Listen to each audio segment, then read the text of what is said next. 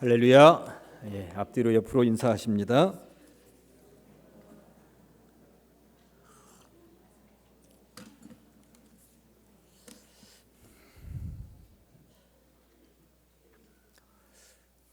어디에 심겨져 있습니까? 어디에 심겨져 있습니까? 하는 제목으로 함께 말씀을 받도록 하시겠습니다.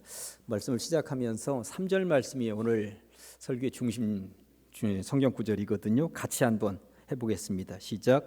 그는 시냇가에 심은 나무가 철을 따라 열매를 맺으며 그 잎사귀가 마르지 아니함 같으니 그가 하는 모든 일이 다 형통하리로다. 아멘. 올해 우리 교회 표현은 열매를 맺는 사람들 행복한 교회 공동체입니다. 지난주에 열매에 대한 이야기를 큰 틀거리에서 말씀을 드렸어요. 성령의 열매가 한쪽에 있다면 세상적인 열매가 또 한쪽에 자리하고 있다고 했죠. 세상적인 열매들은 음란한 것들, 그리고 다음으로 자기 이기적인 자기중심적인 것들, 그리고 사람들 간의 관계가 깨지는 것들을 통해서 열매를 맺는다고. 이에 반해서 성령의 열매는 사랑과 희락과 화평이라고, 오래 참음과 자비와 양선이라고, 충성과 온유와 절제라고 하는 말씀을 드렸던 기억이 있습니다. 근데 열매는 이게 홀로 그냥 어디에 뚝 떨어지는 것이 아닙니다. 나무에 달려있게 되어 있는데 성경은 거듭거듭 우리가 나무라고 이야기를 하고 있습니다. 중요한 것은 우리가 나무일진데 어떤 나무이어야 할 것이냐, 요 얘기를 하고 있는 것이죠. 성경은 어떤 나무이어야 한다고 말씀하고 있습니까? 시냇가에 심은 나무이어야 열매를 맺는다고 분명히 말씀하고 있습니다. 그래야만 열매도 맺거니와 잎사귀도 마르지 않고 청청하다고 말씀하고 있는 것입니다. 오늘 성경은 그렇게 열매도 맺고 잎사귀도 마르지 않기 위하여서 벗어나야 하는 그런 자리가 있다고 하는 것이고요. 어떻게든 머물러 있어야 하는 자리가 있다고. 그렇게 머물러 있어야 하는 자리는 시냇가와 같은 자리라고 말씀하고 있는 것이죠. 먼저 열매를 맺기 위해서 벗어나야만 하는 자리가 있다고 말씀하는데 1절에 이렇게 되어 있습니다. 복 있는 사람은 악인들의 꾀를 따르지 않는다고, 죄인들의 길에 서지 않는다고, 오만한 자들의 자리에도 앉지 않는다고 말씀하고 있어요. 성경은 열매를 맺기를 원한다면 이 세 가지에서 벗어나라고 하는 것입니다. 하나씩 살펴보시겠습니다. 첫째는 서둘러 벗어나야 하는 자리가 악인들의 꾀라고 이야기를 하고 있는 것이죠. 열매 맺기를 원하느냐, 악인들이 머리 굴려가면서 머물러 있는 그 공간, 거기 따라가지 말라고 하는 것입니다. 악인들의 꾀라고 하는 말을 더 쉽게 말씀을 드려보면 악마의 유혹, 이런 정도라고 말씀드릴 수 있지 않을까 하는 생각이 듭니다. 제가 고등학교 다닐 때 특별히 고3이었어요. 야간 자습까지 하는데 저녁 식사를 일찍 마쳤어요. 그리고 잠깐 고개 숙여서 눈이라도 붙일까 하는데 친구 녀석 하나가 야, 오락하러 가자 하고 저를 꼬드기는 거예요. 지금? 그래 지금. 자기가 동전 잔뜩 가지고 있다고 하는 거죠. 그 당시만 해도 갤러그라고 하는 오락과 너구리라고 하는 오락이 아주 대단히 인기를 끌던 시절이었습니다. 악마의 유혹이었습니다. 넘어가서는 안 되는 상황이었습니다. 그러나 저는 어느새 자전거 위에 올라타고 있었고 학교 문을 나서고 있었습니다. 그리고 오락실에서 30분간 신나게 그 갤러그를 다 마치고 이제 룰루랄 하면서 그 오락실 문을 벌컥 열고 나오는데 제 3학년 때 담임 선생이 자전거를 타고 지나가다가 저랑 눈이 딱 마주쳤습니다. 제 담임 선생님이 하필 그 시간에 그 자리를 왜 지나갔는지 저는 아직도 모르겠습니다. 그런데 여기서 정말 중요하게 제가 한마디 드리고 싶은 말씀은 당시 담임 선생님의 성씨는 함씨였는데 그분의 별명이 함살벌이었다고 하는 사실을 굳이 말씀을 드리고 싶습니다. 늘 가죽 잠바를 입고 다니셨고 손에는 늘 몽둥이 하나씩을 들고 다니는 분이셨습니다. 세상에 태어나서 처음으로 교무실에 2시간 동안 무릎 꿇고 앉아 있어 보았던 경험이 있습니다. 악마의 유혹에 빠져서 맞닥뜨린 결과였습니다. 악마의 유혹은 언제나 달콤합니다. 물리치기가 정말 힘든 것이 악마의 유혹입니다. 아브라함의 조카 롯은 소돔과 고모라 땅 보았더니 너무나도 좋아 보였습니다. 저거 내가 차지하자. 그리고 그 땅으로 들어갔다가 불구덩이가 되는 걸 온 두 눈으로 다 보았고요. 자기 아내가 소금기둥이 되는 것도 거기서 보았습니다. 악마의 유혹에 넘어갔기 때문에 그렇습니다. 가룟 유다도 은 30이 탐이 났고 스승 예수를 팔아 넘겨야 되겠다는 악마의 유혹에 넘어가고 말았습니다. 겟세마네 동산에서 예수님을 팔아 넘겼고요. 결국 자기 자신도 스스로 목숨을 끊어버리는 최악의 선택을 하게 되는 것입니다. 이 땅에서 주어지는 모든 악마의 유혹은 해피엔딩으로 끝을 맺지 않습니다. 아무리 좋아 보여도 그것이 악마의 유혹일 것 같으면 따라가지 말라고 성경은 분명히 말씀하고 있습니다. 알베르 까뮈의 희곡 가운데 오해라고 하는 작품이 있어요. 유럽 중부 지역의 허허벌판에 여관이 하나 있는데 어머니하고 아들, 딸이 살고 있다가 이 아들내미는 어릴 적부터 돈 많이 벌어 오겠다고 떠난 지 20년이 되었습니다. 그러니까 엄마하고 딸만 살고 있는데 허허벌판이다 보니까 사람들이 그렇게 많이 손님이 별로 없는 거예요. 이 엄마와 딸이 범죄를 하나 생각해내게 되는데 돈이 좀 있는 것 같은 남자 손님이 홀로 오게 되면 마취제를 그에게 먹이고 그리고 그를 죽여서 강물에 버린 다음에 모든 것들을 탈취하는 악마의 유혹이었습니다. 한 번, 두 번 하다가 말 생각이었습니다. 그러나 그것이 지속되고 있었던 것이죠. 외국에 나갔었던 그 아들내미는 20년 만에 결혼도 했고 돈도 정말 많이 벌었습니다. 그리고 이제는 내가 고향으로 돌아가서 엄마도 봉양하고 여동생도 돌봐야 되겠다 하는 생각을 가지고 엄마가 운영하는 그 여인숙에 오게 되었습니다. 그러나 엄마도 여동생도 어떻게 살고 있는지 잠깐 살펴보기 위해서 자기의 신분을 속이고 그 여인숙에 투숙하게 됩니다. 투숙하게 되는데 어떤 일이 벌어졌겠습니까? 엄마와 여동생은 새롭게 온 자기 아들인 줄도 모르고 오라버니인 줄도 모르고 이제까지 하던 그 짓거리들을 그대로 하게 되었고 그 사람은 강물에 쓸려 내려가게 되었습니다. 결국 그 사람이 가지고 왔었던 가방을 열어보았을 때서야 우리가 20년 동안이나 그대로 기다리던 아들이었구나, 오라비였구나 하는 것을 알게 되었던 것이죠. 어머니는 아들이 죽어갔었던 그 강물에 그냥 투신해서 죽게 되었고요. 여동생도 죽음으로 끝을 맺게 됩니다. 악마의 유혹은 어쨌든 이런 비극을 양산해낸다고 하는 것을 알 수가 있습니다. 악인들의 꾀를 따르지 말라고. 악인들의 꾀는 언제든지 유혹적이지만 그 자리에 있어서는 안 된다고 성경은 거듭거듭 말씀하고 있는 것입니다. 둘째로 서둘러 벗어나야 하는 자리는 죄인들이 걸어가는 그 길이라고 말씀하고 있습니다. 길이 있습니다. 요즘은 길들이 얼마나 잘나 있는지 몰라요. 특별히 대전은 사통팔달이라고 하여서 전국에서 접근하기가 가장 좋은 도시 가운데 하나입니다. 그런데 이 땅, 보편적인 땅에만 길이 있는 것이 아니라 산에도 길이 있어서 산길로 다니게 되어 있어요. 그런데 산길을 무시하고 들어갔다가 조난당하는 경우들이 가끔 뉴스에 등장을 하기도 합니다. 바다에도 길이 있습니다. 해로라고 합니다. 배들은 그 길로 다녀야지 그 길이 아닌 곳으로 잘못 들어갔다가는 암초를 만나기도 합니다. 하늘에도 길이 있습니다. 항로라고 합니다. 비행기들이 그 길로만 다녀야지 엉뚱한 길로 다녔다가는 국제적인 분쟁을 양산해낼 수도 있고 남의 나라 미사일에 격추될 수도 있는 것입니다. 주의 백성들에게도 마찬가지입니다. 주의 백성들이 걸어가야만 하는 길이 있다고 성경이 말씀하고 있죠. 예수님께서는 내가 곧 길이요 진리요 생명이라고 말씀하셨습니다. 내가 곧 길이라고 하는 말씀은 그 길 위에 올라서라는 것입니다. 그 길 위에 올라서야 영생이 있고 구원이 있다고 말씀하고 계신 것이죠. 누가복음에는 삭개오라는 사람이 등장을 합니다. 모든 세리들의 대장이었고요, 부자였다고 말씀하고 있죠. 이 양반이 예수님에 대한 소문을 들었습니다. 그 마을에 오신다는 거예요. 가슴이 뛰기 시작을 했습니다. 어떻게든 보고 싶었습니다. 달려가 보았습니다. 그러나 사람들이 워낙 많이 있기 때문에 비집고 들어갈 엄두가 나지 않습니다. 더군다나 기웃거려 보지만 보통 사람들보다 키가 좀 작았었던 양반이었기 때문에 삭개오의 눈에는 예수님의 그림자도 보이지 않습니다. 이때의 장면을 누가복음 19장 4절은 이렇게 기록하고 있습니다. 앞으로 달려가서 보기 위하여 돌 무화과 나무에 올라가니 이는 예수께서 그리로 지나가시게 되밀어라. 아멘. 이게 비밀입니다. 예수님이 지나가실 만한 그 길, 그 나무 위에 올라갔다는 것입니다. 아무리 기다려도 주님이 머무시지 않을, 주님이 지나가시지 않을 공간에 있어서는 아무 소용이 없다는 것 아니겠습니까? 그런 의미에서 제가 볼 때에 이 예배 자리는 주님이 지나가시는 그 길인 줄로 믿습니다. 바로 주님께서 언제든지 여러분들 마음 가운데 오실 만한 공간, 삭개오가 기다렸던 그 공간이 바로 이 예배의 자리라고 하는 것이죠. 그러니 오셨다가 그저 가지 마시고 주님 만나되 깊이 만나시기를 주님의 이름으로 간절히 축원합니다. 셋째로 서둘러 벗어나야 하는 자리는 오만한 자들의 자리라고 말씀하고 있어요. 오만의 으뜸이 뭐냐 하면 하나님을 인정하지 않는 것입니다. 그냥 나 혼자도 충분하다 하는 것입니다. 새벽 기도를 마치고 가끔 산에 올라갈 때가 있어요. 그런데 산에 가보면 요즘은 산 중턱마다 운동기구들이 얼마나 많이 설치가 되어 있는지 모릅니다.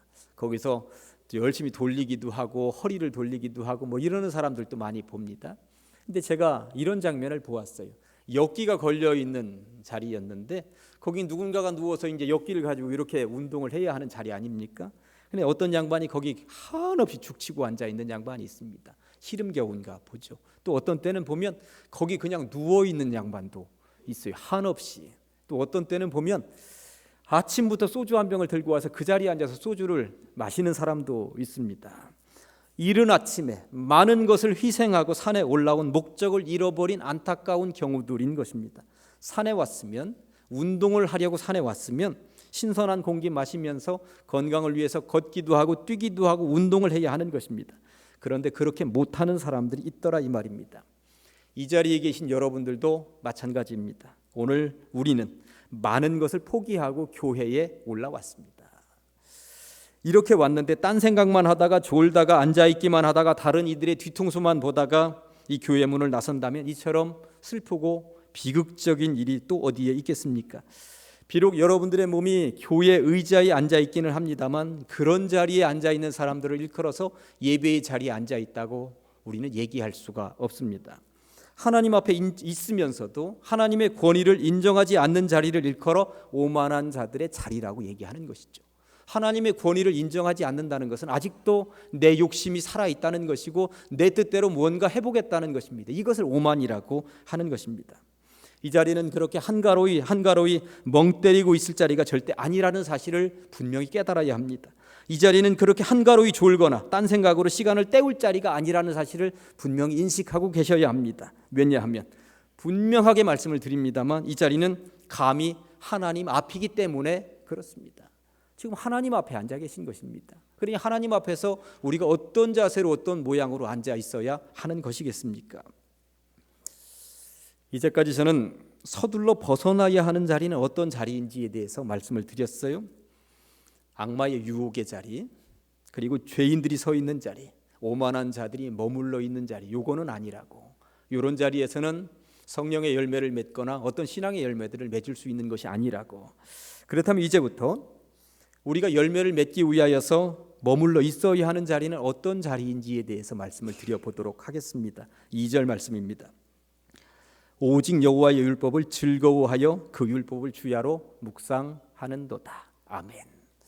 성경에 율법이라고 하는 말이 2번 나옵니다만 편하게 우리들의 말로 성경이라고 제가 이야기를 해보겠습니다. 오늘 본문은 우리가 머물러 있어야 하는 자리는 성경의 자리라고, 또 성경을 즐거워하는 자리라고, 성경을 주야로 묵상하는 자리라고 말씀하고 있죠. 그런 사람이 복이 있다고, 그런 사람이 열매를 맺게 되어 있다고 말씀하고 있는 것입니다. 그런데 솔직하게 말씀드려서 이 세상에 있는 모든 책들 가운데 성경만큼 딱딱하고 어려운 책이 또 있을까 싶습니다. 사실 우리가 들고 다니는 이 성경책 정말 어렵습니다. 번역에 문제가 있기 때문에 사실 그래요. 이 성경책이 1961년도에 개정판으로 나왔을 때도 한문투가 많았어요. 그러다가 1998년도에 개역 개정판이라고 해서 몇 개의 단어를 좀 쉽게 번역을 고친다고 하면서 나왔음에도 불구하고 정말 어렵습니다. 성인들도 읽어내리기 어려운데 어린아이들에게도 성경 읽어라 하기가 너무나도 입에서 참 입이 잘 떨어지지 않습니다. 한마디로 목회자로서 성경을 읽으십시다 이야기하기가 너무나도 미안할 정도로 성경책이 어렵습니다. 솔직하게 말씀드리면 저는 쉽게 번역된 성경책들을 가지고 모든 교인들과 함께 공유하면서 그것 가지고 설교하고 싶은 생각이 사실은 간절합니다. 그래서 이 목사도 쉽게 읽고 쉽게 설명하고 교인들도 성경 읽으면서 정말 꿀송이처럼 달콤하게 쉽게 읽어가면 좋겠다는 생각이 드는 거예요. 성경을 쉽게 번역하면 얼마나 더 맛깔스러운지 한번 예를 들어볼까요? 메시지 성경이라고 더 쉽게 번역한 내용으로 시편 1편 1절부터 3절까지를 제가 한번 읽어드려 보겠습니다. 그대 하나님께서 좋아하실 수밖에 죄악 소굴에 들락거리길 하나 망할 길에 얼씬거리길 하나 배웠다고 입만 살아있길 하나 오직 하나님 말씀에 사로잡혀 밤낮 성경 말씀 곱씹는 그대 에덴에 다시 심긴 나무 달마다 신선한 과실 맺고 잎사귀 하나 지는 일 없이 늘 꽃 만발한 나무라네. 똑같은 시편 1편 1절에서 3절까지인데 얼마나 멋있습니까? 얼마나 예쁘고 얼마나 시적이고 복되고 거듭거듭 읽고 싶지 않습니까? 이렇게 쉬운 번역들을 가지고 우리들이 읽고 있으면 참 재미있겠다, 또 성경 펼쳐서 더 읽고 싶겠다 하는 생각이 드는데요. 아무튼 성경이 어렵긴 합니다만 중요한 것은 성경을 읽으라고, 거듭거듭 묵상하라고, 그런 자리에 있어야 복된 것이라고, 그래야만 열매를 맺는 것이라고 말씀하고 있어요. 왜 그러냐? 거기가 시냇가이기 때문이라는 거예요. 그래야만 열매를 맺을 수 있다는 것입니다. 그렇다면 저는 지금부터 성경을 쉽게 접근하고 쉽게 이해하고 쉽게 만나고 쉽게 해석할 수 있는 방법, 이것을 이야기해 보려고 합니다. 어떻게 할 수 있을까요? 그 비결을 알려드리도록 하겠습니다. 학교에 다니는 아이들은 지금 방학이에요. 저희들 학교 다닐 때만큼이나 아이들에게도 방학 숙제가 있는지 모르겠습니다. 방학은 참 좋은데 그놈의 숙제, 특별히 숙제 중에서도 일기라고 하는 숙제는 참 징글징글했습니다. 이 자리에 있는 분들은 첫날부터 꼬박꼬박 일기를 다 기록하신 분들인지 모르겠습니다만, 저를 비롯해서 제가 알고 있는 모든 친구는 첫날부터 기록한 친구는 한 명도 없었습니다. 2, 3일이나 남겨놓고, 그래도 빠르면 4, 5일 남겨놓고 이제 일기를 기록해 나가기 시작했는데, 일기 가운데 가장 고역은 날씨였습니다. 이제 와서 생각을 해보면 선생님이 30일, 40일 정도의 모든 날씨를 다 기억하고 있을 것도 아닌데 어떻게든 똑바로 써보려고 안 되는 머리를 굴려가지고 그 날씨를, 그리고 그날 어떤 날씨였느냐고 친구 집에 가져가서 물어보고, 근데 선생님은 거들떠보도 안 하거든요. 어쨌든 일기는 고역이었습니다. 숙제만 없었더라면 방학은 정말 최고였는데 말입니다. 근데 숙제는 꼭 해야만 하는 것 중에 하나였습니다. 근데 제가 생각을 해보니까 꼭 해야만 하는 것들 치고 정말 하고 싶은 게 별로 없어요. 직장 생활 꼭 해야 되잖아요. 그런데 아침에 출근하기 위해서 룰루랄라 하면서 신바람 나서 옷 입고 밥 먹고 자동차 몰고 나가는 양반들 별로 없더라고요. 꼭 해야만 하는데 이게 별로 하고 싶지 않아. 부인들이 남편이나 아이들보다 조금 더 일찍 일어나서 쌀이라도 씻고 반찬이라도 만들고 국이라도 끓여서 내놓아야 되는데 꼭 해야 하는 일인데 이거 신바람 나게 잘 안 되잖아요. 반드시 해야 하는 것이고 하기 좋은 것이 많지 않구나 하는 것을 제가 느끼게 되었습니다. 교회도 마찬가지입니다. 교회 다니면 왜 이렇게 숙제가 많은지 모르겠어요. 주일 지키라고 합니다. 헌금 내라고 합니다. 기도에 참석하라고 합니다. 찬양대 하라죠. 교사하라죠. 성경 읽으라죠. 매월 1일이면 월삭이라고 또 나오라고 하죠. 주방에서는 또 식사봉사 하라고 하죠. 라오스도 다녀오라고 하는데 공짜로 다녀오라는 것도 아니고 네 돈 다 내고 다녀오라고 하는 거예요. 거기 가서 그 더운 나라에 가서 생고생하고 오라고 하는 것입니다. 성경을 읽으면서 제가 그런 생각을 해보았어요. 이게 숙제장이구나. 하나님이 우리들에게 숙제하라고 이게 내주신 것이구나. 그런데 이 숙제 평생을 두고 다 완벽하게 해낼 수 있는 성도는 아무도 없구나. 그냥 하다가 중간에 멈추는 게 우리 인생이구나 하는 생각이 들었습니다. 그러고 보니 학교 다닐 때는 숙제하기가 싫어서 그렇게 버둥거리더니 교회에 다니면서는 교회 숙제가 버거워서 버둥거리고 있는 것은 아닌지 모르겠다 하는 것입니다. 하나님 앞에 서 있어 보면 우리도 별 수 없이 숙제하기 싫어하는 어린아이와 똑같습니다. 그러니 집에 가서 아이들 숙제하기 버거워하면 너무 그렇게 닥달하지 마시자고요. 우리들도 하나님 숙제 잘 못하거든요. 아무튼 숙제는 정말 어렵습니다. 그런데 문제는 이 숙제가 정말 쉬워지는 순간이 있더라라고 하는 것입니다. 학교에서 선생님이 검사한다 하면서 일기 쓰지 않으면 회초리 든다 할 때만 해도 일기 못 썼는데 저는 요즘 매일 일기 씁니다. 누가 검사하는 사람 아무도 없는데도 저는 일기 쓰는 게 그렇게 재밌습니다. 그리고 이전에 있었던 일기장을 한 번씩 꺼내서 읽어보는 재미가 너무나도 좋습니다. 어느 순간부터 일기가 그렇게 재미있으시더라 하는 것이죠. 학교 숙제 가운데 정말 징글징글했었던 것은 위인전을 읽고 독후감 써오라는 거였습니다. 그때만 해도 그 책이 왜 이렇게도 안 읽혀지는지 몰랐습니다. 그런데 요즘은 내 돈 내서 눈이 아파오는데도 불구하고 어떤 때는 밤에도 나를 세우면서도 책을 읽습니다. 책이 그렇게도 재미있는 순간이 있더라라고 하는 것입니다. 성경도 그렇습니다. 저도 시작을 하면서 성경이 왜 이렇게도 어려운지 모르겠다는 생각이 들었어요. 그런데 이 성경도 어느 순간 읽혀지기 시작하니까 성경의 맛이 다르다고 하는 것을 느끼는 때가 분명히 있더라라고 하는 것입니다.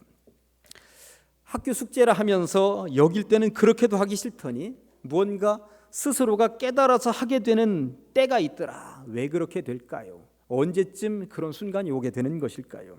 예를 하나 들어보겠습니다. 장승수는 1971년 경북 외관에서 태어나서 대구 경신고등학교를 겨우 졸업했습니다. 어려운 가정 형편 때문에 대학교는 일찍 포기했고요. 술집으로 당구장으로 돌아다니면서 싸움꾼으로 고교 시절을 보냈습니다. 그리고 안 해본 게 없었습니다. 포크레인 조수, 오락실 홀맨, 가스배달, 택시기사, 공사장 막노동꾼 등 여러 개의 직업을 전전하며 대학문을 두드렸지만 번번이 실패하고 말았습니다. 싸움도 술도 오토바이도 다 시시껄렁해지던 20대 초반 어느 날 공부가 찾아왔습니다.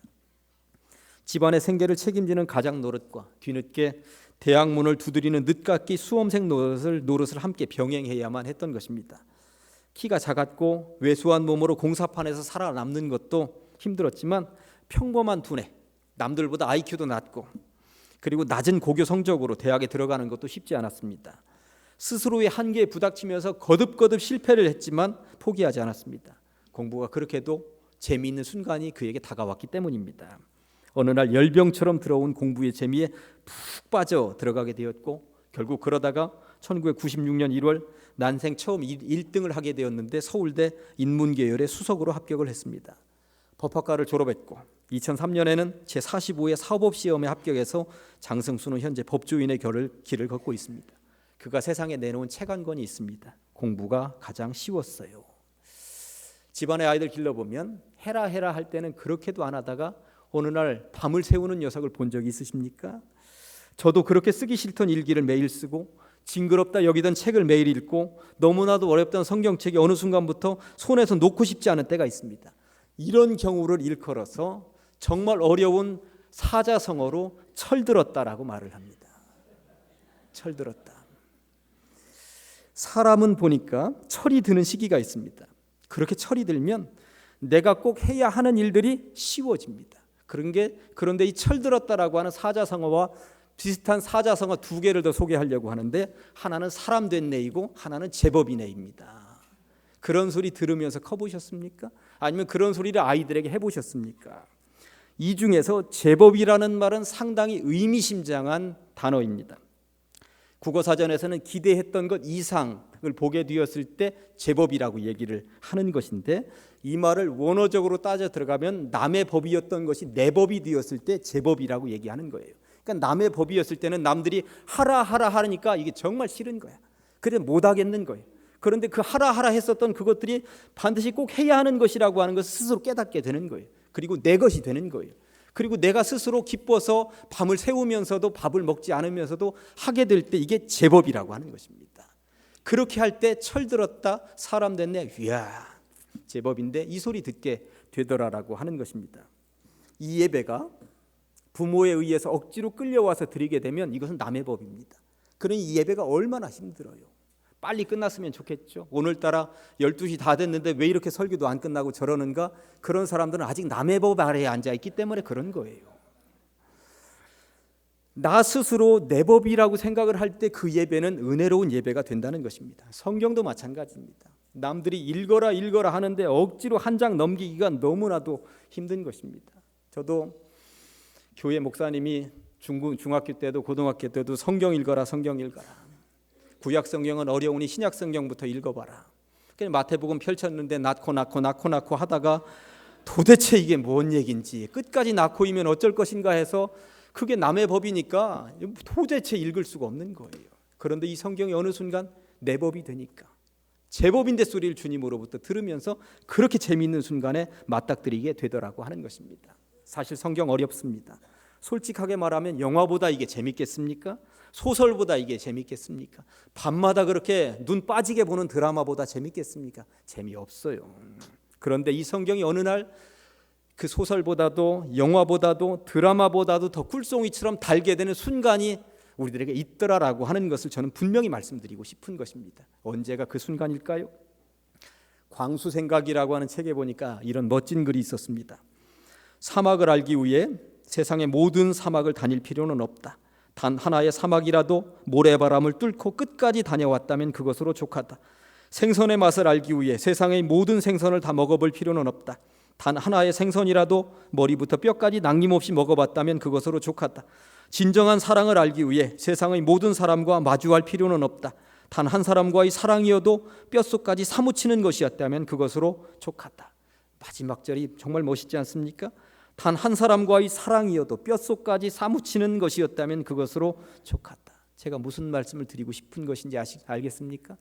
성경책 창세기부터 요한계시록까지 다 읽어가지고 모든 것이 내 뼛속까지 사무치는 것이라면 얼마나 좋겠습니까만 처음부터 그렇게 되지 않는다는 이야기입니다. 그럼 어떻게 할 것인가? 지난주 2017년도 여러분들이 말씀 뽑았습니다. 근데 제가 한 주간 동안 많은 성도님들을 만나는데 어쩜 그렇게 그 말씀이 내 폐부를 찌르는지 모르겠다고, 나에게 적절한 말씀인지 모르겠다고 이야기들을 하시더라고요. 말씀이 그렇게 다가오는 것입니다. 그래서 저는 광수 생각에 있었던 그 말을 이렇게 바꿔보았습니다. 단 한 구절의 말씀이라도 뼛속까지 사무치는 것이었다면 그것으로 족하다. 그 말씀, 뼛속까지 사무치는 그 말씀 한 자락 붙들고 거기다가 뿌리를 내리면 된다는 것입니다. 그게 바로 여러분들의 시냇가라고 하는 것입니다. 시냇가에 뿌리를 내려보니까 이렇게 좋더라라고 하는 것을 경험하게 되면 그 다음부터 말씀의 맛이 다른 것이죠. 그래서 이렇게 고백하게 되는 순간이 온다는 것입니다. 주의 말씀의 맛이 내게 어찌 그리 단지요, 내 입의 꿀보다 더 단이 있다. 그런 순간이 온다는 거예요. 오늘 성경은 이것을 말씀하고 있는 것입니다. 그렇게 남의 법 아래에 있었기 때문에 어렵게만 느껴졌었던 성경 말씀이 어느 순간에 내 것, 제 법이 되는 순간부터 꿀송이처럼 달게 되는 순간을 여러분들이 2017년도에 체험하시기를 간절히 축원합니다. 그렇게 하기 위하여 악마의 유혹을 물리치라는 것이고요, 죄인들이 오가는 길에는 발도 내딛지 말라는 것이고요, 그렇게 하기 위해 오만방자한 모습으로 이 예배 시간에 앉아있지 말라는 이야기입니다. 거기는 뿌리 내릴 곳이 아니라는 것입니다. 그럼 어떻게 해라? 말씀에 뿌리를 내려라. 단 한 구절이라도 거기다가 뿌리를 내려봐라. 그 말씀 붙잡고 살아가 봐라. 거기에 생명이 있고 거기에 물줄기가 있고 거기에 나를 일으켜 세우는 원동력이 있으니 거기다 뿌리를 내려보라고 성경이 말씀하고 있는 것이죠. 읽으십시오. 또 읽으십시오. 그리고 마음에 닿는 구절이 있으면 암송해 보십시오. 단 한 구절의 말씀이라도 이 뼛속까지 사무치도록 받아들여 보십시오. 그것이 생명이 되고 시냇물이 되어서 여러분들은 올 1년 동안에 꽃 피고 반드시 열매 맺게 될 줄로 믿습니다. 성경 어렵습니다. 그렇다고 해서 치워놓으면 인생은 더 어렵습니다. 제가 이 구절을 원워드 해놓고 스스로 이제 감동을 한 거예요. 이렇게 멋있는 말을 내가 이제 한번 따라 해보시겠습니다. 성경 어렵습니다. 그렇다고 해서 치워놓으면 인생은 더 어렵습니다. 그러니 이 말씀 붙잡고 사시자고요. 그 말씀에 뿌리 내리면서 거기에 뿌리 내려야만 살 수 있다는 거 기억하시면서 사시자고요. 세상 사람들하고는 다르잖아요. 세상 사람들은 뿌리 내릴 곳이 있지만 우리가 뿌리 내려야 할 곳은 다르다는 거 분명히 알고 있잖아요. 그러면서 기도하시기 바랍니다. 읽어내릴 수 있는 눈을 달라고, 이해할 수 있는 눈이 열리게 해달라고, 말씀을 통하여 가슴이 뜨거워지는 순간을 달라고 기도해 보시기 바랍니다. 그러면 인생이 달라지게 될 것이라고 하는 것입니다. 거듭 말씀드립니다. 성경 어렵습니다. 그렇다고 해서 치워놓으면 인생은 더 어려운 것이에요. 오직 여호와의 율법을 즐거워하여 그 율법을 주야로 묵상하시는 삶을 통해 말씀이 제법이 되고 철을 따라 열매를 맺어가시기를, 잎사귀가 마르지 않는 삶이 되시기를 주님의 이름으로 간절히 축원합니다. 기도하시겠습니다. 하나님 아버지 감사합니다. 1월을 보내며 열매에 대해서 지속적으로 말씀을 나누고 있습니다. 우리가 나무일진데 아무렇게나 살아도 열매를 맺는 것은 아니라고 배웠습니다. 악마의 유혹을 떨쳐버리게 하여 주시옵소서. 죄인들이 걷는 그 길은 쳐다보지도 않게 하여 주시옵소서. 오만한 자들의 자리는 거들떠보지도 않게 하여 주시옵소서. 다만 소중한 열매를 위하여 말씀 성경의 자리에 늘 머물러 뿌리를 내리는 주의 백성들 다 되게 하여 주시옵소서. 그리함으로 신앙의 열매, 성령의 열매 맺게 하시되 가정에서 꿈꾸며 소망하는 열매들 맺게 하시며 일터와 사업장에서도 열매 맺는 신앙인들 다 되게 하여 주시옵소서. 예수님의 이름으로 기도합니다. 아멘.